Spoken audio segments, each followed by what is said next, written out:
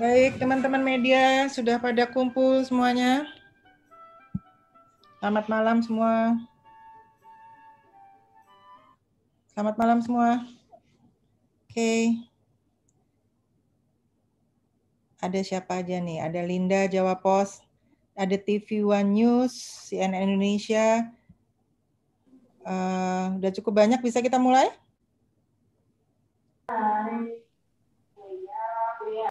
Kedengeran nggak suara saya?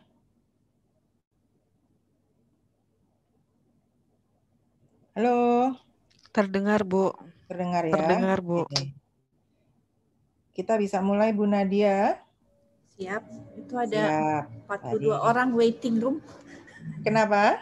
Ada 42 orang waiting room. Ada siapa aja nih?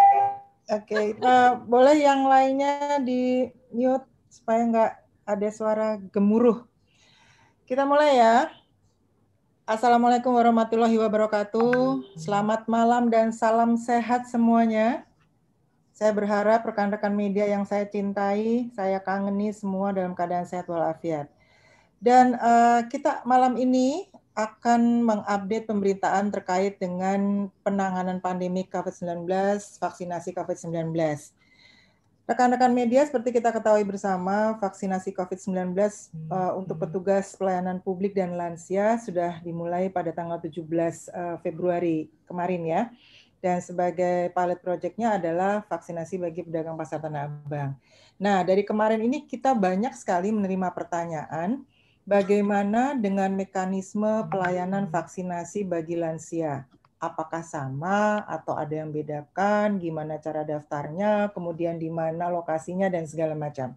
Baik, kita mulai saja. Telah hadir bersama kita di sini adalah juru bicara vaksinasi COVID-19 Kementerian Kesehatan, Dr. Siti Nadia Tarmizi, yang akan memberikan penjelasan kepada kita semua. Dan monggo silahkan Bu Nadia, yang lain rekan-rekan media bisa di-mute, dan nanti akan kami berikan waktu untuk tanya jawab. Monggo Bu Nat. Terima kasih Bu Wiwit, Ibu Karo Kopyanmas. Selamat malam teman-teman media. Assalamualaikum warahmatullahi wabarakatuh. Mohon maaf kita ketemu malam-malam ini ya Bu Wiwit ya.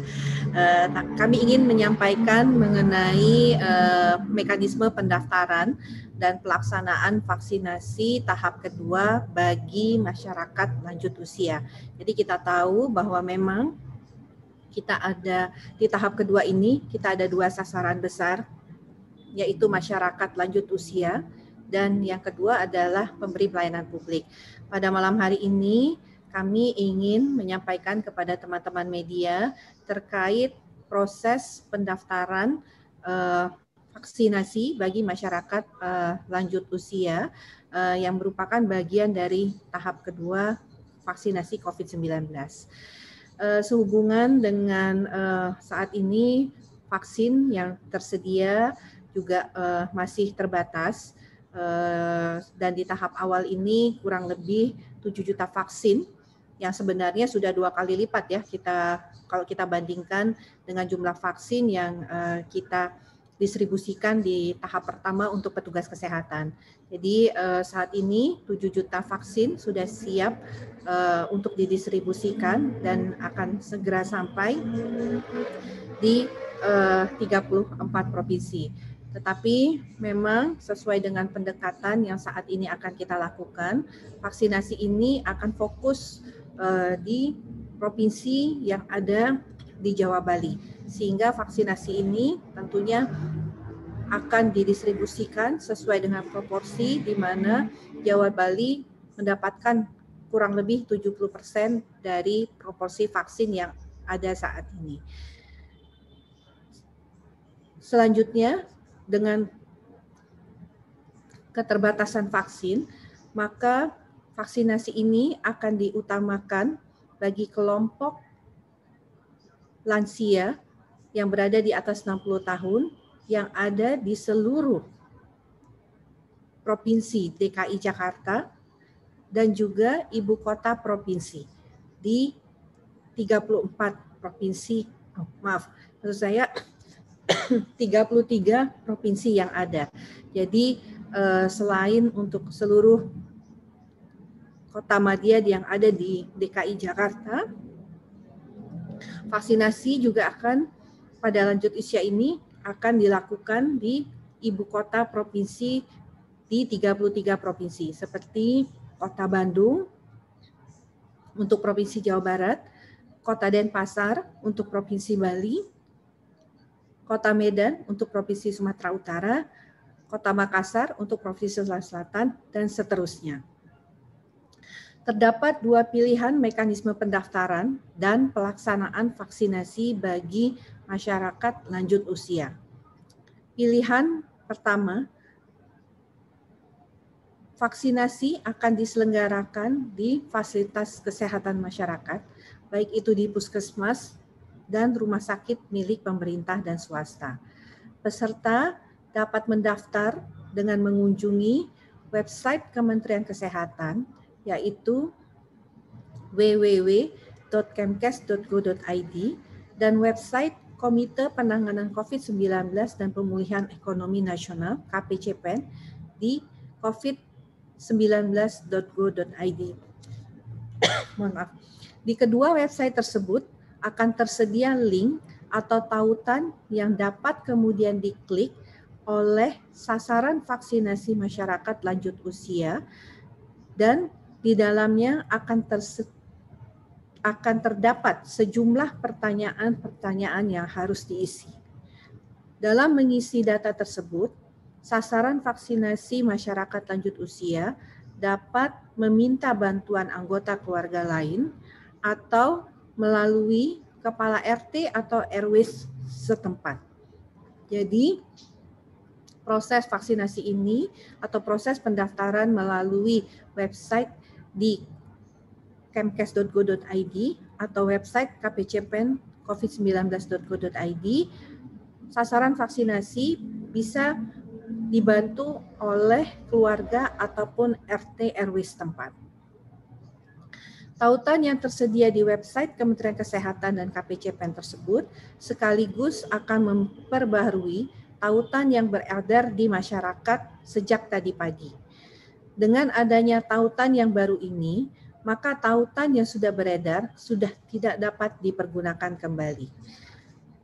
Bagi peserta atau sasaran vaksinasi masyarakat lanjut usia yang sudah sempat mengisi tautan tersebut, tidak perlu khawatir karena kami pastikan bahwa data Bapak Ibu sekalian dijamin aman dan tersimpan di dalam data yang ada di Dinas Kesehatan Provinsi di mana peserta tinggal.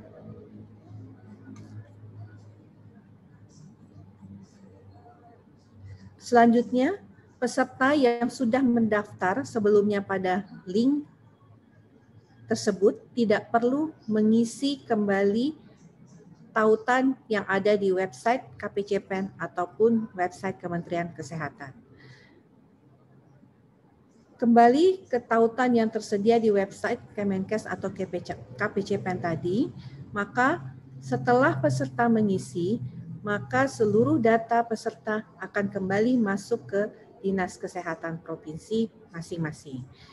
Nah, selanjutnya, Dinas Kesehatan akan menentukan jadwal dan termasuk hari, jam, dan waktu serta lokasi pelaksanaan vaksinasi kepada masyarakat lanjut usia. Kami harapkan tentunya Bapak Ibu sekalian bisa menunggu dengan sabar informasi berikutnya yang akan disampaikan Dinas Kesehatan, baik itu provinsi, kabupaten, kota, juga melalui puskesmas atau rumah sakit setempat terkait waktu pelaksanaan vaksinasi bagi Bapak Ibu sekalian masyarakat lanjut usia. Untuk itu, pastikan data yang Anda isi sudah benar. Pilihan kedua, ini adalah mekanisme melalui vaksinasi massal yang dapat diselenggarakan oleh organisasi atau institusi yang bekerja sama dengan Kementerian Kesehatan atau Dinas Kesehatan, baik itu provinsi maupun kabupaten kota. Adapun contoh organisasi dan institusi yang dapat menyelenggarakan vaksinasi misalnya seperti organisasi untuk para pensiunan ASN, kemudian PEPABRI, Persatuan Purnawirawan Warakaburi TNI Polri, ataupun Legiun Veteran Republik Indonesia. Organisasi lain juga dapat menyelenggarakan vaksinasi secara massal, misalnya organisasi keagamaan ataupun organisasi kemasyarakatan lainnya. Syaratnya organisasi tersebut harus bekerja sama dengan Kementerian Kesehatan atau Dinas Kesehatan Provinsi dan Kabupaten Kota untuk dapat melaksanakan vaksinasi massal.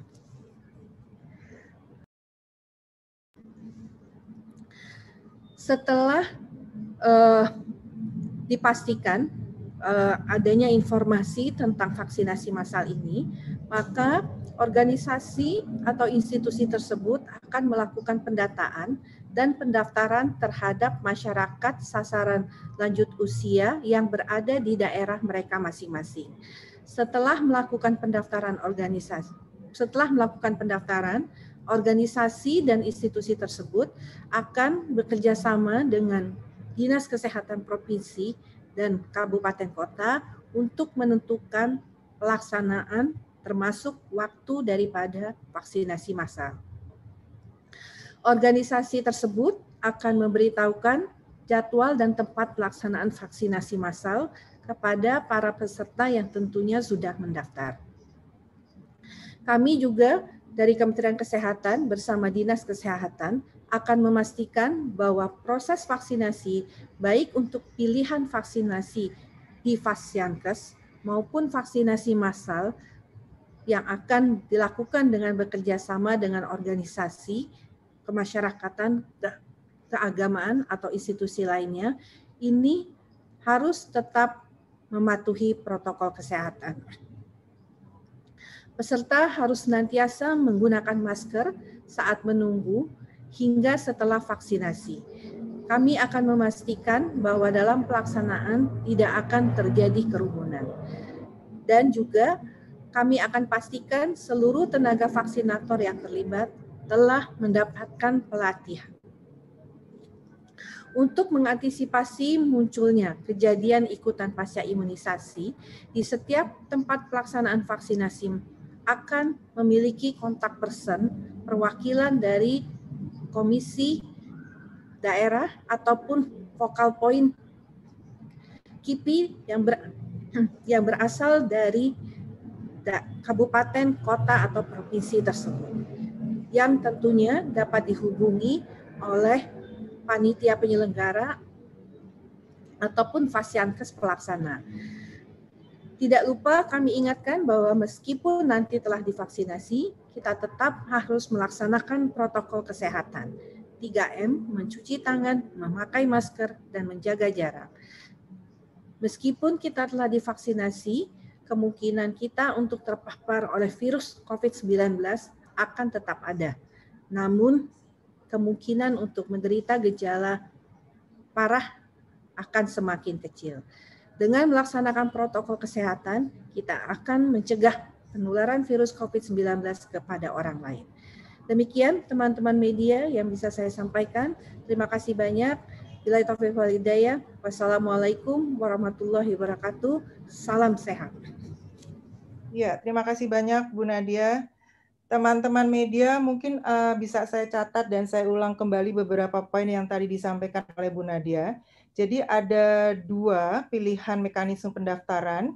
Yang pertama, peserta dapat mendaftar dengan mengunjungi website Kementerian Kesehatan www.kemkes.go.id dan juga website Komite Penanganan COVID-19 dan Pemulihan Ekonomi Nasional KPCPN COVID-19.go.id.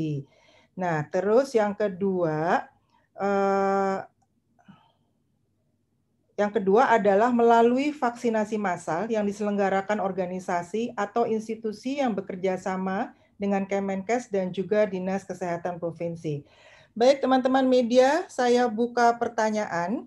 Silahkan yang mau bertanya, Anda bisa raise hand. Monggo silakan, atau mungkin mau nulis di chat. Silakan yang mau bertanya. Di sini saya lihat banyak loh nih, ada Aris, Bu. Ya, ada Aris, Bloomberg, ada kemudian Antara, Adit, ada Yogi, ada Linda Jawa Pos, ada Axel.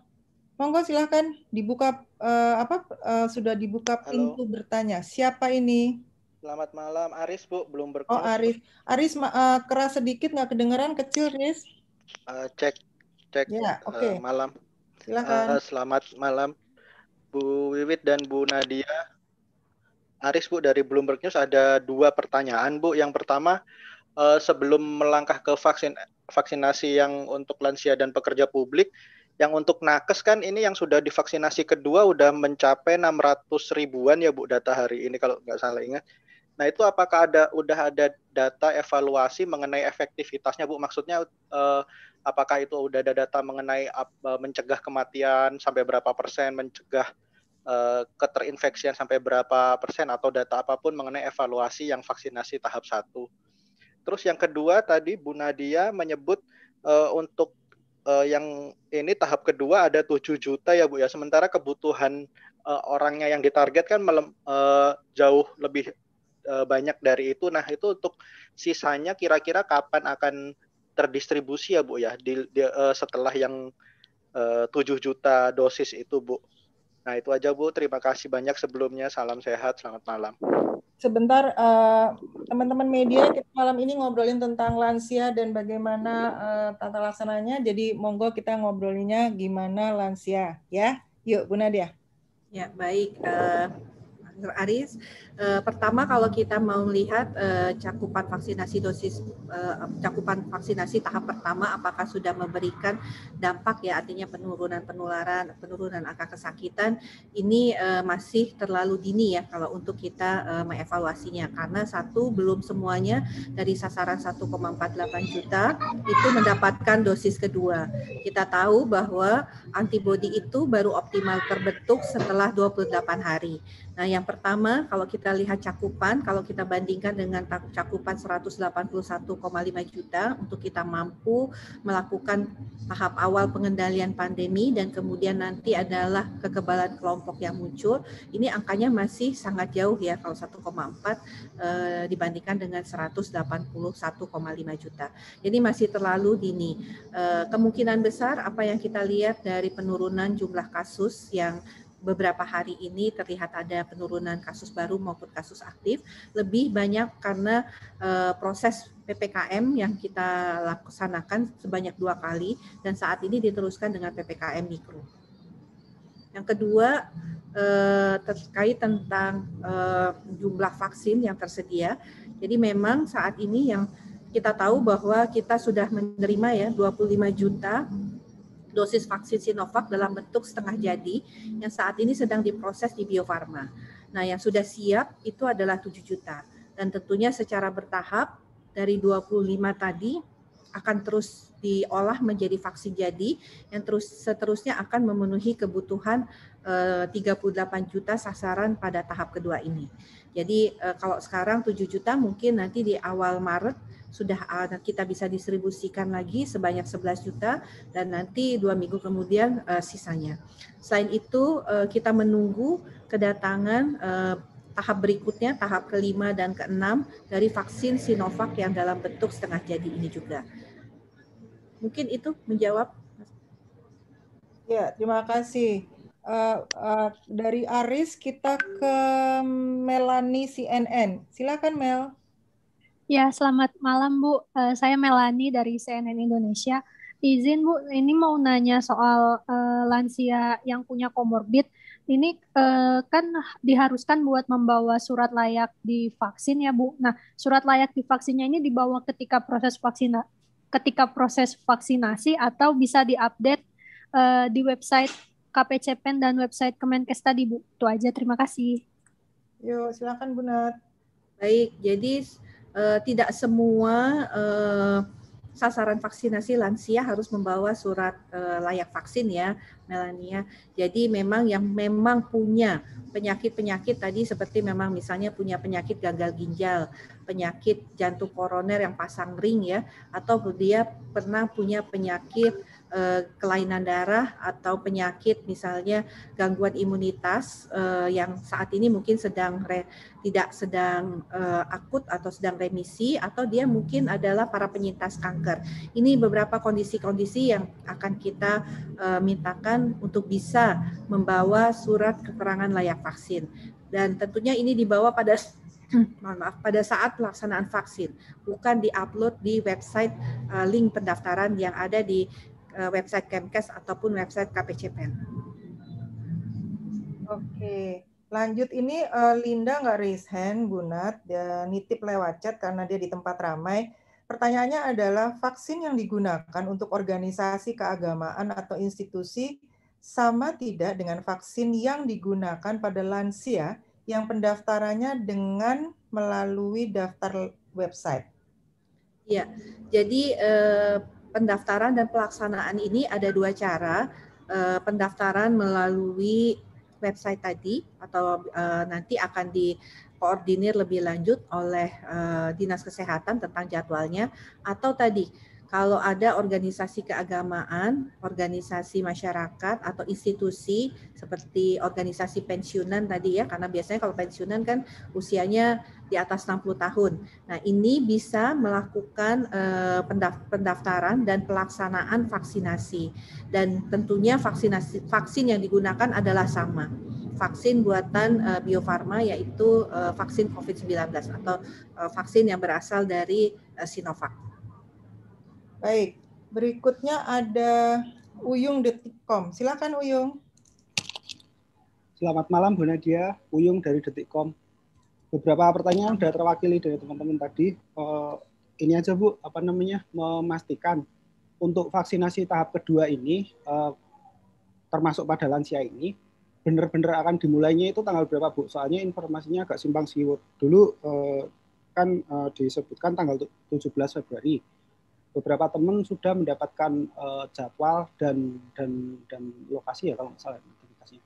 Tapi ketika dicek itu masih mau menyelesaikan vaksinasi dosis kedua untuk nakes. Jadi kayaknya di lapangan belum benar-benar mulai.